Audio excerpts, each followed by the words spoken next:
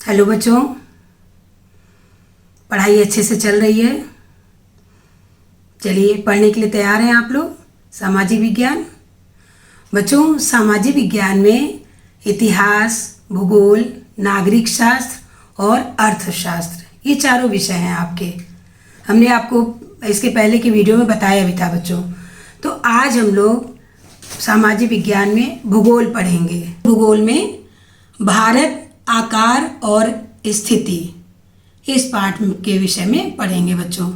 भारत के बारे में आपने बहुत कुछ पढ़ा होगा, सुना होगा, और जिस देश में हम लोग रहते हैं उसकी विशेषताओं के बारे में, उसके महत्वपूर्ण तथ्यों के बारे में हम लोग को जानना भी चाहिए। तो बच्चों आज हम लोग भारत के विषय में कुछ खास बातें हम लोग जानते हैं। आज लगभग 10 करोड़ वर्ष पहले बच्चों भारत एक द्वीप था और भारत का भूगोल बेहद विविध है, विविधता बहुत है, विभिन्नता है, जिसमें कहीं बर्फ से ढकी हुई पहाड़ियाँ हैं, तो कहीं रेगिस्तान है, तो कहीं मैदान है, तो कहीं पठार है। हिमालय एकमात्र ऐसी पर्वत श्रृंखला है जिसमें बर्फ से ढकी हुई चोटियाँ हैं। हिमालय पर्वत श्रृंखला दुनिया की सबसे ऊंची पर्वत श्रृंखला है। तो दूसरी ओर भारत में थार रेगिस्तान है। रेगिस्तान तो आप लोगों ने सुना है, बहुत गर्म होता है वहाँ पे। थार रेगिस्तान एक गर्म रेगिस्तान है जो पश्चिमी भारत का एक महत्वपूर्ण एरिया है, महत्वपूर्ण क्षेत्र है। भारत जो है वो 7वां सबसे बड़ा देश है। भौगोलिक दृष्टि से भारत दक्षिण एशिया का सबसे बड़ा देश है, क्षेत्रफल की दृष्टि से भी और जनसंख्या की दृष्टि से भी। भारत में क्षेत्रफल की दृष्टि से सबसे बड़ा राज्य राजस्थान है और सबसे छोटा राज्य गोवा है। सुंदरवन का नाम सुना होगा आप लोगों ने। सुंदरवन डेल्टा दुनिया का सबसे बड़ा वन है जो भारत में है, और ये अपनी विस्तृत श्रृंखला की वजह से ही पूरी दुनिया में मशहूर है, प्रसिद्ध है। इस अखंड भारत के बारे में भी आपने पढ़ा होगा। अखंड शब्द, अखंड भारत सुना होगा।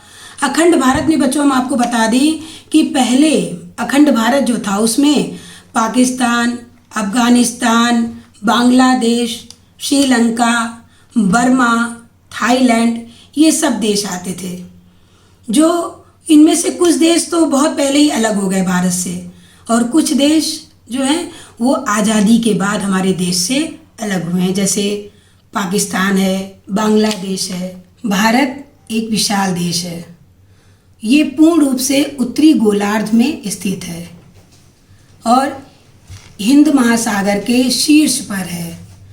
एशिया महाद्वीप के दक्षिण भाग में भारत स्थित है, जिसके उत्तरी भाग में हिमालय है और नीचे के भाग में हिंद महासागर है। कर्क रेखा भारत के भूमंडल को 2 बराबर भागों में बांटती है, जो काल्पनिक रेखा है। और ये रेखा जिन राज्यों को छूती है वो राज्य हैं गुजरात, राजस्थान, मध्य प्रदेश, छत्तीसगढ़, झारखंड, पश्चिमी बंगाल, त्रिपुरा और मिजोरम। ये कर्क रेखा जो होती है काल्पनिक रेखा मानी जाती है, जो भारत को 2 भागों में बांटती है। ये भारत की स्थिति हुई बच्चों। अब हम विस्तार के बारे में पढ़ते हैं। भारत उत्तर पश्चिम में, उत्तर में और उत्तर पूर्व में बलित पर्वतों से घिरा हुआ है। ये उत्तर की ओर से तो चौड़ा है भारत, लेकिन नीचे दक्षिण की ओर जैसे से जाते हैं वैसे वैसे वो सकरा होता जाता है। इसके अलावा इसका द्वीपीय विस्तार भी है।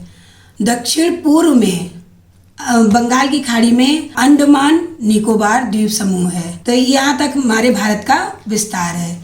इसके अलावा अगर इसके हम उत्तरी बिंदु की बात करें तो जम्मू कश्मीर में इंदिरा कोल है और दक्षिण में तमिलनाडु का कोमोरिन अंतरीप है। इसके अलावा इसका दक्षिणी बिंदु जो है वो बंगाल की खाड़ी में अंडमान निकोबार में इंदिरा पॉइंट है, जिसको पिग्मेलियन पॉइंट भी कहते हैं।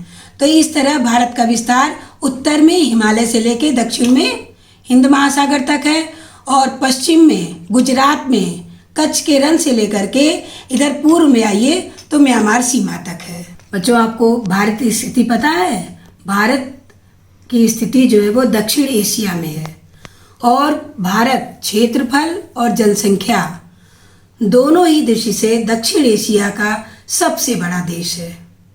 भारत ने अपने पड़ोसी देशों के साथ मिलकर के एक व्यापक भौगोलिक इकाई बनाई है, उस इकाई के रूप में अपनी पहचान बनाई है। इसके उत्तर पश्चिम में पाकिस्तान है, उत्तर में नेपाल है, उत्तर पूर्व में भूटान है, पूर्व में बांग्लादेश है और बीच में केंद्र में स्वयं भारत है। इस तरह ये 5 देश जो हैं ये मिल करके भारतीय उपमहाद्वीप कहलाते हैं। इसके अलावा दक्षिण में हमारे पड़ोसी देश श्रीलंका और मालदीव हैं। तो इस तरह ये 7 द्वीप मिल करके भारत की भौगोलिक स्थिति को और अधिक मजबूत करते हैं। अब इसके आकार के ऊपर जाते हैं बच्चों।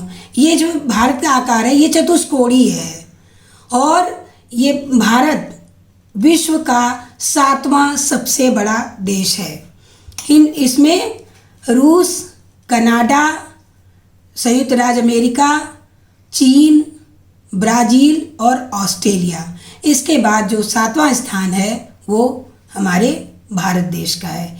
यानी सबसे बड़ा रूस है और 7वें स्थान पे भारत है। नक्शा आपके स्क्रीन पे है। ऊपर देखिए, उत्तर से शुरू करते हैं। उत्तर में जम्मू कश्मीर है, ऊपर जो पीले रंग का दिख रहा है आपको, जम्मू कश्मीर। यहीं पे इंदिरा कोल है जो हमने अभी आपको बताया कि उत्तर का भारत का उत्तरी छोर। जम्मू कश्मीर के बाद देखिए नीचे आपका पंजाब। बच्चों, भारत के नक्शे में जम्मू कश्मीर जहाँ दिख रहा है पीला, पहले ऐसे ही था, लेकिन अब ये जम्मू कश्मीर जो है वो 2 संघ शासित राज्यों में बदल गया है। ये है आपके सामने भारत का मानचित्र। भारत अपने पड़ोसी देशों के साथ मिलकर एक व्यापक भौगोलिक इकाई के रूप में अपनी पहचान बनाए हुए है। तो इसमें आप उत्तर पश्चिम की ओर देखिए बच्चों, नक्शे में, मानचित्र में पाकिस्तान है, दिखा आपको। उत्तर पश्चिम में पाकिस्तान है और केंद्र में स्वयं भारत है। उत्तर में देखिए बच्चों, नक्शे में, हमारे नक्शे के दाहिनी ओर, उसमें नेपाल दिखेगा आपको, मानचित्र में नेपाल है। फिर उत्तर पूर्व में देखिए भूटान है, वही नेपाल से नीचे थोड़ा सा मिला बच्चों आप लोगों को, नेपाल और भूटान दोनों दिख गया होगा। फिर पूर्व में और नीचे आइए जरा सा, भूटान से नीचे वहीं दाहिनी तरफ मानचित्र में देखिए तो वो बांग्लादेश है। इस तरह ये जो 5 देश हैं, पाकिस्तान, नेपाल, भूटान और बांग्लादेश, और केंद्र में स्वयं भारत, ये 5 देश मिलकर भारतीय उपमहाद्वीप कहलाते हैं। फिर से हम आपको बता दे रहे हैं बच्चों कि 5 देश कौन कौन से हैं जो मिलकर के भारतीय उपमहाद्वीप कहलाते हैं। इसमें एक पाकिस्तान है जो आपके पश्चिम में है, उत्तर पश्चिम में। उत्तर में फिर आइए तो नेपाल है आपका। उत्तर पूर्व में आइए दाहिनी तरफ मानचित्र में तो आपका भूटान है, उसके बाद बांग्लादेश है। ये 5 देश आपके मिल करके भारतीय उपमहाद्वीप कहलाते हैं। इसके बाद हम दक्षिण में आते हैं बच्चों। तो दक्षिण में 2 हमारे पड़ोसी राज्य हैं। एक तो श्रीलंका है, वो छोटा सा नीचे देखिए आपका बना होगा मानचित्र में, नीचे आपको दिख रहा होगा श्रीलंका, और वहीं पे थोड़ी दूर पे मालदीव है। तो ये हमारे दक्षिण के पड़ोसी देश हैं। इसके बाद बच्चों आइए हम आपको कर्क रेखा के बारे में बताते हैं। कर्क रेखा जो है ये बीच में देखिए आपको मानचित्र में दिख रहा होगा, एकदम बीचों बीच भारत को 2 भागों में विभाजित कर रही है ये रेखा। ये काल्पनिक रेखा मानी जाती है, जो इसमें जो ये बीच से भारत को 2 भागों में विभाजित कर रही है। इसमें गुजरात है, राजस्थान है, मतलब इन राज्यों से होकर के ये कर्क रेखा गुजरती है हमारे भारत में। तो इसमें गुजरात है, राजस्थान है, मध्य प्रदेश है, छत्तीसगढ़ है, झारखंड, पश्चिमी बंगाल, त्रिपुरा और मिजोरम। कर्क रेखा जो है भारत के इन राज्यों से होकर के गुजरती है। इसके बाद बच्चों हम आपको सागर के बारे में बताते हैं कि हमारे भारत के सागर में देखिए आप इधर आइए, आप पूर्व की ओर आइए पहले, जिसको बोलेंगे दक्षिण पूर्व। जहाँ पे आपने बांग्लादेश देखा था उसके नीचे आइए बच्चों, वहाँ बंगाल की खाड़ी है। एक बंगाल की खाड़ी में ही अंडमान और निकोबार द्वीप समूह है। ये तो हमने आपको बताया है कि हमारा देश जो है वो 3 ओर से सागरों से घिरा है। एक ओर हमारे अरब सागर है, फिर दक्षिण की ओर नीचे आते हैं तो हिंद महासागर है, और पूर्व में हमारे बंगाल की खाड़ी है।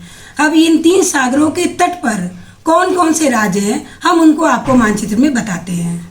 देखिए आपके स्क्रीन पे मानचित्र है, ये मानचित्र आ गया अब आपके सामने।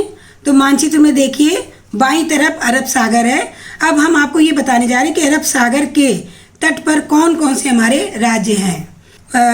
गुजरात है, फिर उसके नीचे हम आते हैं तो महाराष्ट्र है। मानचित्र में देखिए आपको दिख रहा होगा, गुजरात के बाद नीचे महाराष्ट्र है, फिर छोटा सा आपको दिख रहा होगा वो गोवा है। उसके नीचे आते हैं तो कर्नाटक है और केरल है। तो इस तरह हमारे दक्षिण पश्चिम में ये 5 राज्य हैं जो अरब सागर के तट पर स्थित हैं। इसके बाद हम आते हैं पूरब की ओर, बंगाल की खाड़ी।